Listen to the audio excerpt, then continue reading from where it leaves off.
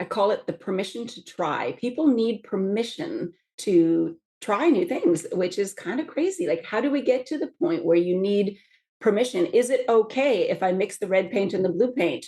Well, yeah, it's your art.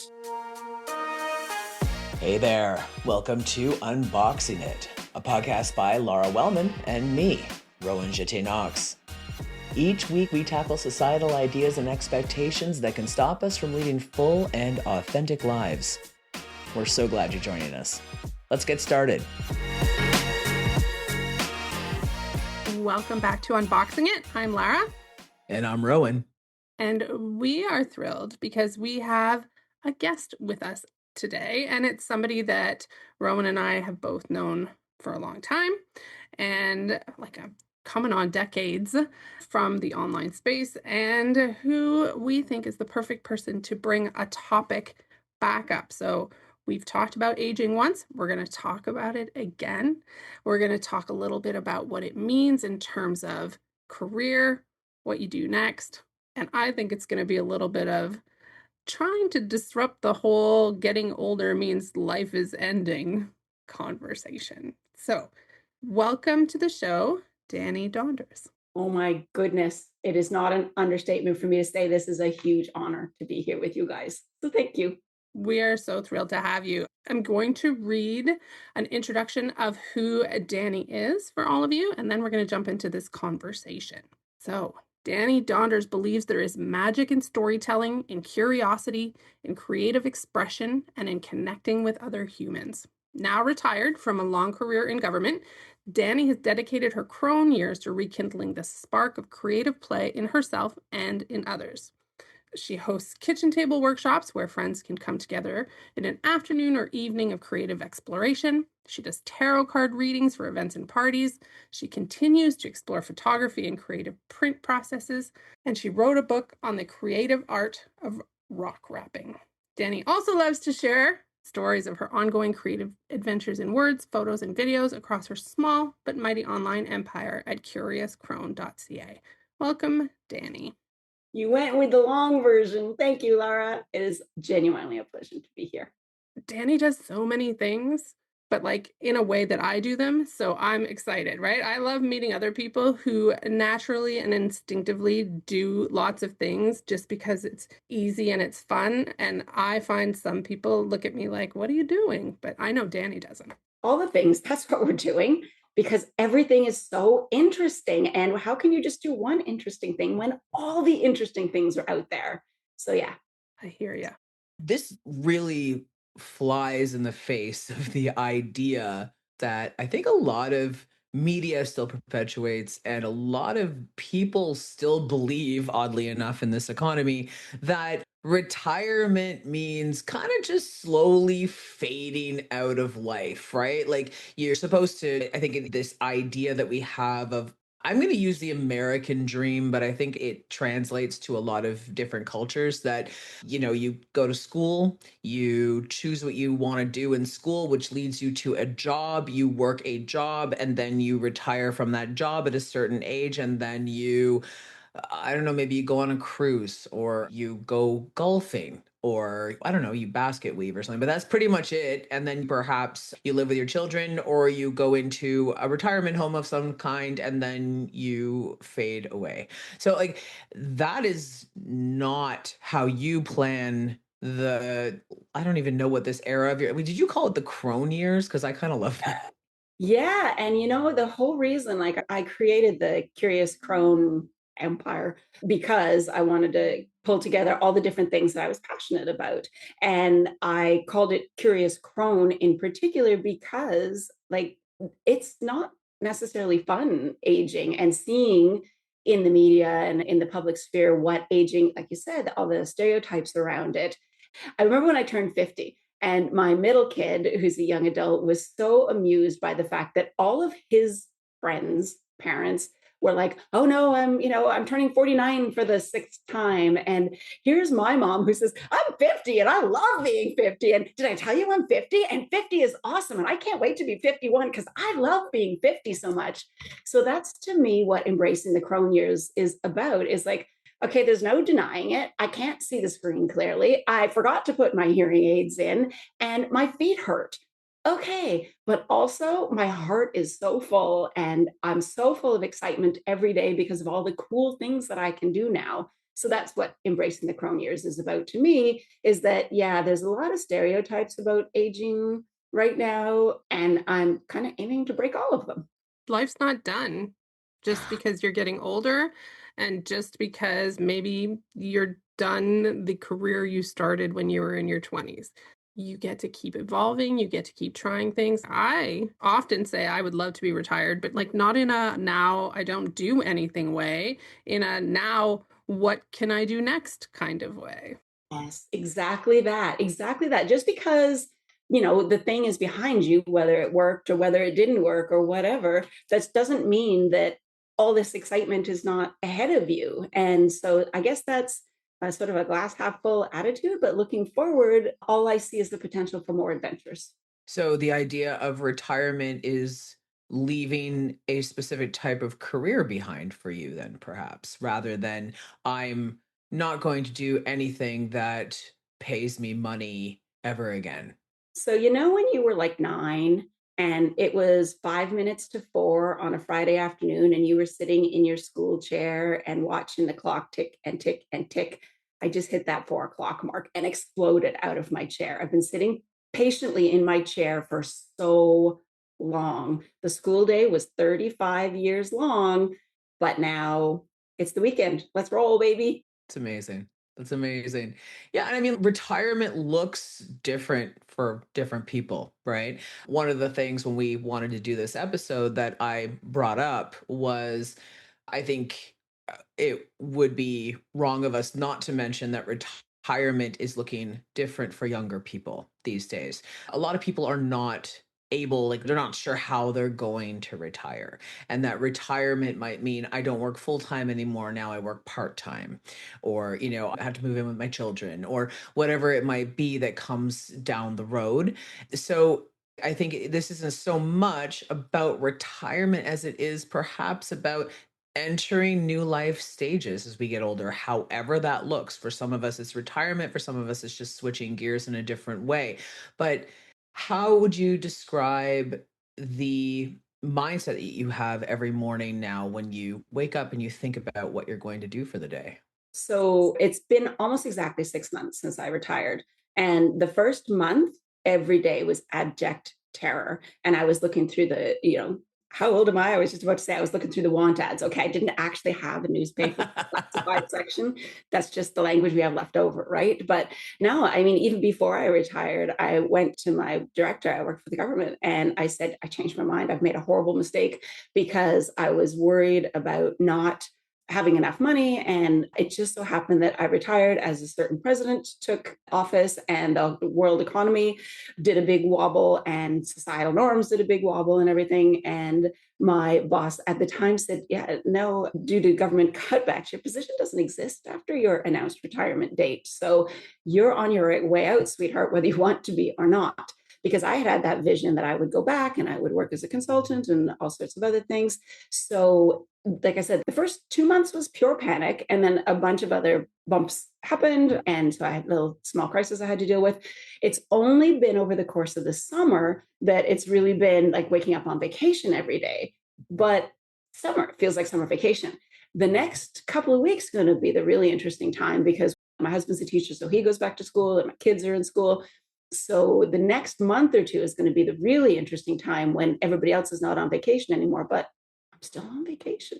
I think our view of retirement is being done, right? It's thinking I had a job. Now I theoretically saved up all the money that I need for the rest of my life, and now I am done my working years. But that's also not where you are. You, right from the start, had every intention of still doing different things that made money, right? Like doing your tarot parties and exploring things that you wanted to do in different ways. Well, that's it. I've said all along, I was 55 when I retired. So I knew that I would have capacity to work. And it's deeply ingrained in us that if we have the capacity to work, then we should work. So even though I had my pension coming in, it was less than my salary. So my goal for myself was to work enough that I was going to make up that difference between my pension and my salary. So that's what I started out doing. But the fun thing is that I'm working for the thrill of things that make me happy. So it is doing tarot parties and it's leading workshops, and I wrote a book and it worked. And so, yeah, it's a matter of, instead of, working for the man, finding ways to make money that don't feel like work. That's the dream. That is the dream. I wish that we could do that from day one. I wish we could all do that from day one, right? Where it's like, whatever you want to do, go and do it. That idea of like, if you love what you do, you'll never work a day in your life, which, by the way, I will say, as someone who loves what he does, isn't actually true. But there are still some really hard days. But it is truly a gift if you can love what you do. Tell us about your book, because we're all authors here. All of us have True. written nonfiction books, They're actually. very different books, though. Yeah, right. Yours is very different from mine, which is very different from Lara's. So, like, tell us about yours. Yeah, so I wrote a book about how to wrap rocks, and 95% of your listeners said, "What?" And the Right. Yeah. Yes. no, so it is an art form that I stumbled across about a year and a half ago, and it's just about taking rocks that you find in nature and adding things like wrapped leather cords and charms. And when I started doing it, I couldn't find any instructions, so I made some. I wrote a blog post. And then, because I'm an old school blogger, I was looking at my metrics one day and I'm like, oh, really? People are really interested in this blog post that I wrote. No, really, people are really interested. Like, that's the only thing that I wrote about that people are interested in. So I started making some more content about it, and the content was really popular. And I'm like, okay, well, I am going to write the book that I couldn't find when I first started doing this. And it's been super well received. So it's a downloadable PDF, because I wanted to make it accessible and affordable. And people keep whining that it's not a book. So I've been trying to figure out ways to make an actual book out of it. Which is great, but also some people might want a paper book and they just don't get it because that's not how life works, and they don't get to make you do things Yeah. unless you want to. I will say, though, that I think what's great about the rock wrapping is so many people love rocks. I say this having been to the Maritimes last year with a couple of teenagers who I think brought home 30 pounds of rocks in my van. And it's a good thing we drove, because like at every beach, they're like, look at all the rocks we found. Their pockets were full. And then what do you do with them? Now, with me, you can turn them into art that sits on the mantelpiece and clutters that up instead of in a drawer somewhere. Yeah. Perfect. I think that's a great idea. Like, first of all, pro beautiful clutter, very much. Bit of a maximalist over here. But I do think that this is where I think age and wisdom come in. Because if I were to ask you, Dani, would you have taken on the job, the work, the time, and the confidence needed to write a book in your 20s? Would you have done it? Gosh, no. And the funny thing is, that's what I wanted to do. I wanted to be a journalist and a writer when I was a little kid. But doing something like that, to think that I would have the expertise to write a how to book, a craft book to teach people things, that wasn't on my radar 5 years ago. So, yeah, evolution is a cool thing. You get to do so many fun things. And I think that that's the beauty of thinking, I don't have to do things the way I did before. I get to explore the new things. I get to try things that maybe when I was in my 20s, I would have felt weird or self-conscious about. Not that you need to feel weird or self-conscious about it, but like, is tarot, having gone into something like that, was like a whole different, like, pivot into something different and trying it just because it interested you, right? Yeah. And I mean, that one was a tough one, because there are some serious attitudes and ideas out there already. People think the rock wrapping thing is just, oh, it's Danny's cute, weird things. Okay, just let her be. But the tarot thing, people have some pretty strong feelings about that. And it's funny, as a professional tarot reader now, I have had people who didn't want to hire me because I was not spiritual enough for them. I don't channel spirits. I don't claim to be a medium. I don't think that I am channeling the voices of the past. I'm a storyteller. And so tarot to me is about storytelling. So I was not woo enough for them. But then I had other people who wouldn't hire me because I was too woo-woo, because the people in their family objected to the idea of having a tarot reader at their event. So for me, either one of those criticisms 5 or 10 years ago, I would have taken deeply personally because I wasn't enough of this, I wasn't enough of that. But now I just find it amusing that I have become this person who has the confidence to really, really love tarot. I really love the storytelling and the connection with other people. But I was so self conscious when I started talking about it initially because of all these perceptions that are out there. So I think it's a big thing to evolve into somebody who is able to say, okay, yes, there are these conceptions, maybe misconceptions, certainly opinions, and I can still be brave and like the things I like out loud because they make me happy. Isn't it wonderful when we get to the age where we realize we don't have to be everything for everybody and that that's impossible and to just not even try? Like, I thought that was the most freeing thing for me because as somebody who has a larger online presence, I get a lot of demands from people to be like this or be like that. And that used to hurt so much. I don't even know the amount of hours that I lost sleep, how much time I spent in therapy just running these thoughts through my head. Like, how can I meet this expectation? And how can I meet this expectation? And how do I not compromise myself, but also be enough for everybody else? And then one day it just hit me. I just got old enough and I think I did enough work on myself where I was just like, huh, I don't have to. I really don't, because there are billions of people on this planet. So if I'm not what you're looking for, that's okay. Somebody else will be. So it's okay for me to like what I like and do what I do, as long as I'm not harming people, right? If I'm not deliberately being terrible, but like I'm allowed to be myself and walk, my truth. And so are you. So if tarot is something that speaks to you, fantastic. Little known fact, I do my own tarot readings every few days. Just, do I know if they work? No. Do I have any strong spiritual belief about them? No. Do I think they're really cool and they can tell a story just like you? Yeah, absolutely. So I like to do it. It's like another little thing to think on in my day. So people look at these things all differently. And you were curious and you were brave and you went out and talked about it. And while there are some people who may not think you're woo woo enough, or some people who think you're too woo woo, I think there's also some people who think that your level of tarot is just right. You're woo woo enough. I'm woo woo, and that's okay. My favorite thing is when I'm doing tarot for a public event, and there's a lot of people who haven't had exposure to tarot. It happened to me just last weekend, and they get needled into doing their first sitting for their first tarot reading because their friends have been giving them a hard time about it, twisting their arm. And I was kind of half protesting, we don't bully people into getting tarot readings. That's not okay. But to have somebody sit down who is initially skeptical and have them understand where I'm coming from. I'm not predicting a future. I want to tell you a little story. And the insights there that they were quite surprised by, there was some specificity that I was able to talk about that kind of made them sit back in their chair. I love those moments because that means that somebody had a preconceived notion and I forced their blinders open just a little bit. And I love that. Sometimes that's how growth happens in general, right? It speaks to stepping out of your comfort zone. And to me, that's literally stepping out of my comfort zone is the only way that I grow as a human being.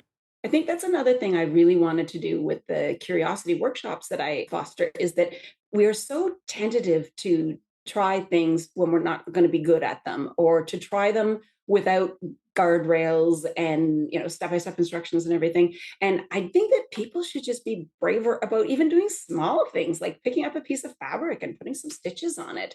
Like, you don't have to be really good, you just have to want to do a thing, to try something new. And if at the end of whatever crafting evening, you are not going to be like me and decide it's a lifelong thing that you need to add to your ongoing repertoire, which happens every time I try a new craft, maybe you try it and you just, at the end of the day, you made a thing and the pretty thing sits on your mantle and that's it. You never do it again. But now at least you tried. I keep saying to people that I'm always trying to figure out whether a new craft of some kind is going to be a one night stand or a new love affair for life. And a lot of them are just one night stands. Like, I just want to try it once and off we go. And I think You and I have a lot in common when it comes to being, there's a thing, I'm just going to try it and see how it goes. And there's a lot of people that that would make really uncomfortable. And therefore, having somebody like you be able to walk them through it. Like, I want to try it, but I don't know what to do. And can somebody tell me what to do? So, creating these curiosity workshops helps people try the things they might have been nervous to try otherwise. I call it the permission to try. People need permission to try new things, which is kind of crazy. Like, how do we get to the point where you need permission? Is it okay if I mix the red paint and the blue paint? Well, yeah, it's your art. I'm speaking about paint and I don't do anything with it to do with paint. So I'm out of my lane. But yeah, exactly that. Permission to try. Why do we need that? Because we've been taught perfection is required and failure is terrible. And therefore, if you try something and think, well, that wasn't good, then clearly you are a terrible artist. You suck. Why did you ever try this? Yep. That whole fear of failure thing. Oh, yeah. But you and I, Lara, too, have that ability to look at something and say, oh, yeah, I could do that. I could do that. There's no reason why I can't do that. And then we just sit down and do it. Yeah, it's like the audacity you have to think you can do something that you shouldn't be able to Yeah. do. But the bonus is that because I'm like, sure, I could do that, it means I get to try things. And I'm also think I'm much more comfortable at failure than a lot of people because I've tried things thinking it would go well and it didn't. Like, I'm used to trying things that don't work out. This is where I do say I am a painter, and that's my hobby. It's one of my hobbies when I have time for hobbies, which I don't have a lot of time for them these days. But I was in the store looking for artwork for our new home, and everything I looked at was expensive. And I was like, I don't know why it's so expensive. I could do that.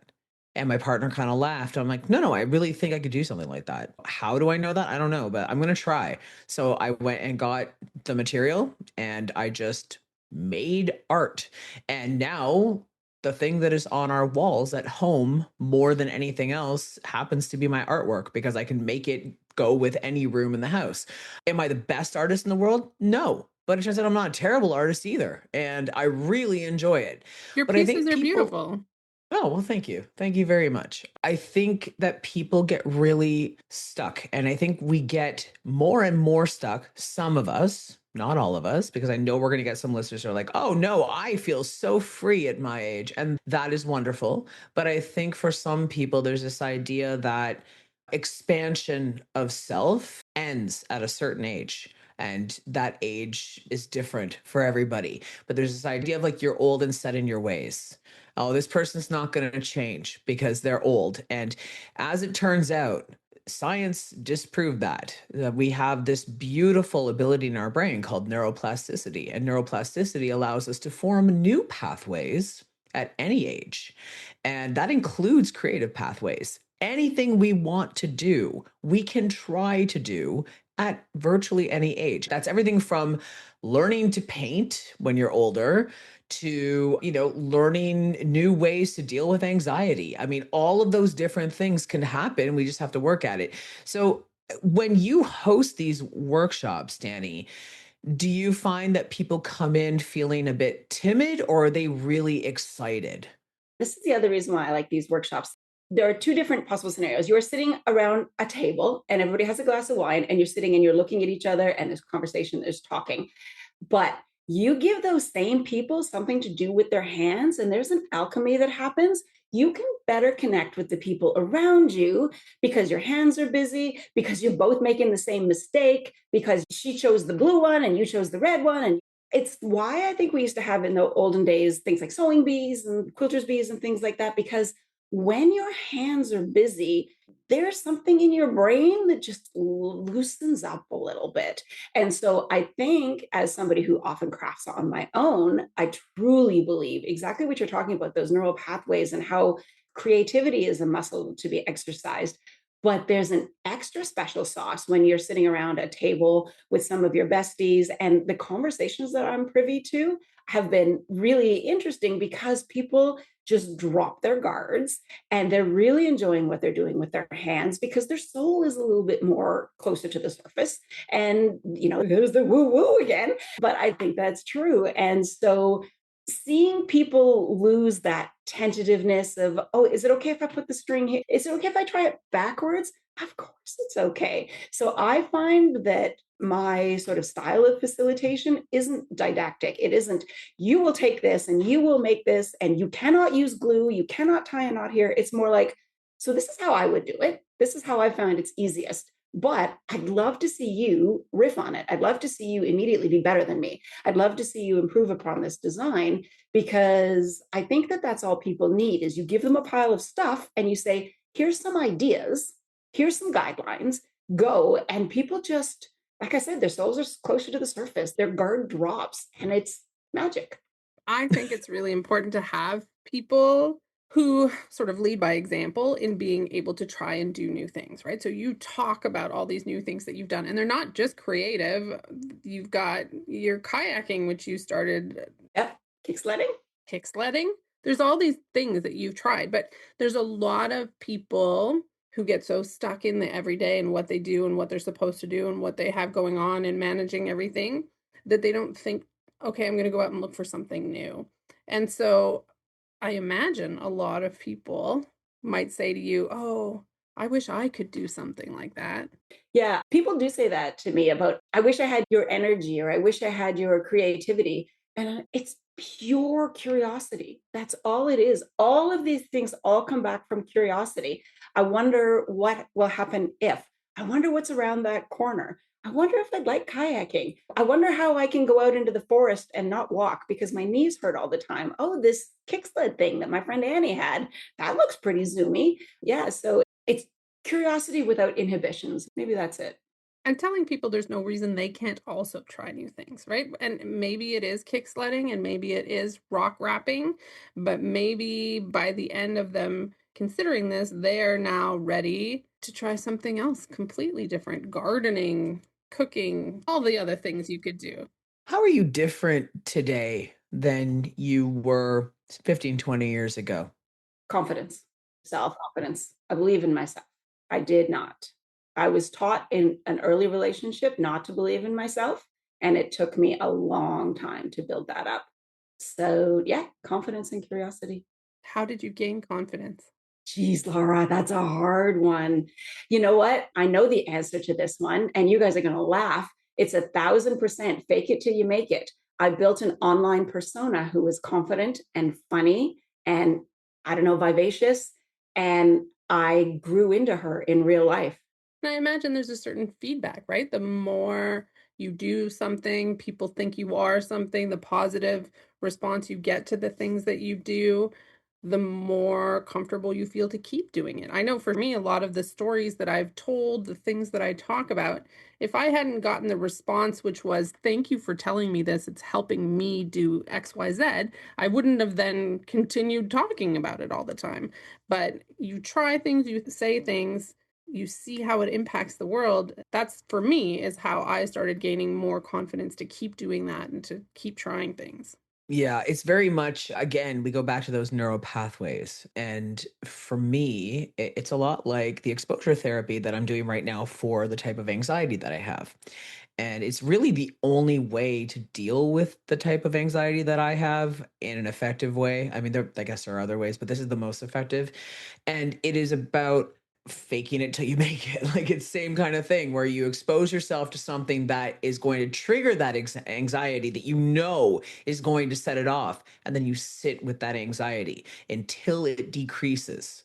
And you do that enough times that you train your brain that the more that when you are faced with this trigger again, it doesn't affect you the same way anymore, or it affects you a lot less. I think confidence, that is a perfect way in some ways to build that confidence. Is just figuring out what you would look like if you were more confident, and then getting to know that person and behaving in that way until eventually your brain's like, yeah, as it turns out, I am pretty confident. It's funny. I came back from a really successful tarot event a couple of days ago, and it was just one of those, everything was fire that day, not the dog in the room on fire, the good fire. And I thought to myself, I would like to go back to 14-year-old me and say, listen, honey, when you get to be an old lady, you're going to be a person whose biggest asset is charisma and the way you interact with people. And the people will tell you that you make them feel good about themselves, and you will just have a natural ability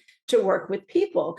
And to realize that, I mean, like you, Rowan, I was badly bullied in school, and it took me a long time to get past that. And the idea that the thing, even growing up, people have always been a mystery to me, and probably on some sort of neurodivergent scale, because relationships have, friendships have always been complicated. And the idea that I've evolved into a person through that fake it till you make it, who is able to take charisma and channel it, and not just make money from it, but to be self-validated by it, and through the storytelling make other people feel good. That's where I get the big feedback, is when other people are happy through like a tarot story or whatever. Yeah, so it's really amazing where you can do like almost a 360, a lot like you have too, Rowan, that you've come a long way in your journey from being powerless to being powerful, to being somebody who can beam that power onto other people and lift them up with it too. So there's that word power again, but it's a powerful journey. It is. It is a powerful journey. I think we were talking before we started recording about how you've gone in this very new and exciting direction. Not that you're not the same person, because you said you very much are the same person, but you're trying many new things right now. And I'm in a phase of my life where I have shifted into opening a cafe and wine bar, and what that looks like, and the ways that I can use my own creativity and my own charisma, if you will, the way I connect with people. I love connecting with people. So it's a perfect fit for me. But I also said I really got close to opening a coffee shop in my 20s. I was very young, like early 20s, and it just financially was not a good time. I had a great business plan, I had some private funding, but the bank would not lend money because it was just like, we're just not investing in restaurant style places right now. Sorry. And I was very disheartened at the time and saw it as a failure. And now, coming back to it at almost 50 and opening a shop, I'm so glad that didn't happen back then. But I was able to take a lot of the ideas from back then and bring them into now with much more confidence, many more connections, more means, sort of everything all together, and a fantastic business slash romantic partner who is coming on this journey with me, and all of the amazing skills that she brings to this. So I think that, like, it's okay to wait until later to do things. I know there's this idea of people like, you only have today, you only have today. And that is true. I mean, I don't know how long I'm going to live. Do I have 30 more years? Do I have 30 more days, 30 more minutes? I have no idea. But I do know that it feels right to do some things now that I wasn't prepared for before. And that's okay. It's all right to go into a new phase. I don't have to do the same thing that I have always done just because it's what I know. And in fact, it's very liberating to be able to do something that is newer and bolder at this stage. I think that that also talks to something we spoke about before a little bit, about how I'm 56 now. And not that long ago, 56 would have been, oh, well, nice knowing you, Granny. Go sit in your rocking chair. And maybe that would have been what some people wanted, sit on the rocking chair. And there are worse ways to go than just sitting on the rocking chair and knitting and crocheting until you get eaten by the world's most giant blanket. But to have the idea of no day but today, but also why not today? It's like they talk about when you think about going back to school. We talked about this too. I am where I am today because I flunked out of university in first year. And then I continued my job in retail. And then by happenstance, at the age of 20, I got a job with the government that was supposed to be temporary for 35 years. So maybe exceeded the definition of temporary a little bit. But then I went back to school, and I started university when I was 22 or 23. I went nights for 5 or 6 years. And I remember being 22 and going back to school with a bunch of 18-year-olds and thinking, oh my God, I'm so old. I was sweet, sweet summer child, so old at 22. And I graduated at 30, and I thought, oh, it's going to take me forever. And at the time, it certainly seemed like it did. But if I hadn't gone back to school, I still would have been 30 at the end of 6 years. I just would have been 30 without a degree. And so I really think that for anybody who is our age, younger, older, whatever, if they're thinking about that, Be brave enough to imagine the possibility of, what if I went back to school? What if I tried something new for the first time? What if I did a 180 and imagined a different set of realities for me? The capacity is there. I think it's important to remember it's not too late to do anything at any age. And I think maybe traditionally we were kind of taught, whether it was overtly or just like the underlying message was there, that by a certain age you're past your expiration date, right? Like, oh, it's too late now. Like you said, Rowan, I can't teach an old dog new tricks is a saying, but I think it doesn't matter.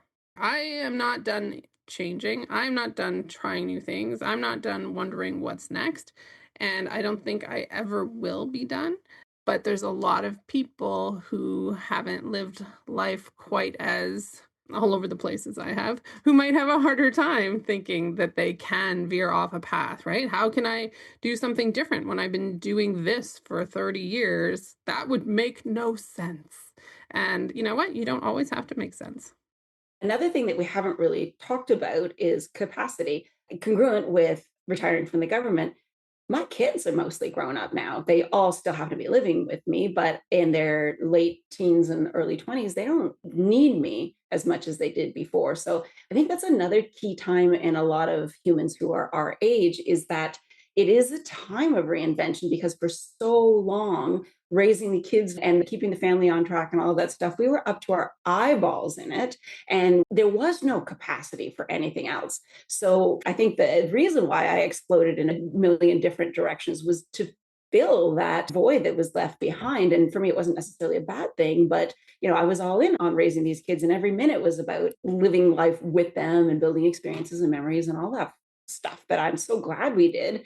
But my 17-year-old isn't that excited about building experiences and memories anymore, and the 23-year-old even less so. So yeah, that's the other kind of magic thing that happens at this point in our life. Whether you're retired or not, you do find that there's that capacity to ask yourself, what's next? And I think for a lot of parents, especially for parents who really prioritized being around the kids as much as possible, it is a big shift when they suddenly don't really need you as much anymore. Or they need you in a different way. Right. They need you in a different way. That is definitely true. And I apologize to our childless listeners because we go back to children a lot on this show. But I also want to say that there are a lot of things, like whether you're a parent or not, relating to that as somebody who was part of a family and then, grew up, or somebody who's watching a niece or a nephew or somebody do the same thing, right? We all sort of have children in our lives. But whatever that is, whether it is children or a really busy career or a lot of schooling, or you're going to school as well as working or whatever it might be, and then suddenly there's all this time available, that sounds like a thing that somebody will immediately embrace. Like, wow, this is great. I suddenly have all this time. But sometimes it is just a void for a while. That's why a lot of parents go through that empty nest syndrome, where now they think, well, what's next? What do I do? Who are you, this person sitting across from me who I used to know and then got so busy having all these children, now I hardly know you anymore? And who am I? Because I don't even know me anymore. So I think that there is some truth to that whatever it is that has exited our lives, it does create an opportunity for something that fits our lives today. I feel like we could keep talking and talking and talking, and I'm trying not to open up all new conversations because I think we could keep going because the topic is so deep and rich. And multifaceted. And there's just so many ways in which we need to keep talking about what it means to age, what it means to go into different phases of our lives and not feel like anything is ending, but we're just continuing to be. And so I am very grateful, Dani, that you were able to join us to talk a little bit about some of the ways that you've done it. And I hope a lot of people are just getting a little bit of ideas and inspirations on how they can continue to explore and not feel tied to any one way of creating their journey. And definitely, one of the things I'm taking away from this conversation is approaching life with more curiosity. because I think that that has served you very well, Dani. And it's something that I don't do as much as an anxious person, where I tend to, take a big step back sometimes, like a scaredy cat, like literally my cat who is terrified of everything, and sort of peek around the corner and goes, I don't know, is this safe? Do I put a paw out now? I don't know. Okay, I'm going to step back. Right. And I think that's not what you do. You're like, let's do the new thing. And you just dive in. I have so much respect for that. And so that is what I'm taking away. And I really hope people listening are taking their own lessons away, because you have a lot to offer. And I'm so grateful that you joined us. There are two questions you can ask: what if and why not? Why not do your first podcast? It's terrifying, but your friends are really awesome, so you should do it. And you did a great job. You did a Woo! fantastic job. We survived. Thank you so much, my friends. Thank you for being here, everybody. We will put links to all of Dani's places in the show notes, but you can also go visit her at curiouscrone.ca. Thank you again. Thanks, you, Dani. Thank you for listening to Unboxing It. We're so glad you did. If you like what you heard and you want to help us keep making episodes, please leave us a rating wherever you heard this one. You can also subscribe to the Unboxing It Substack to get access to all of the latest news and some special bonus content. And hey, truly, don't forget to find some moments of joy today. You deserve them. Take care out there, and we'll see you next time.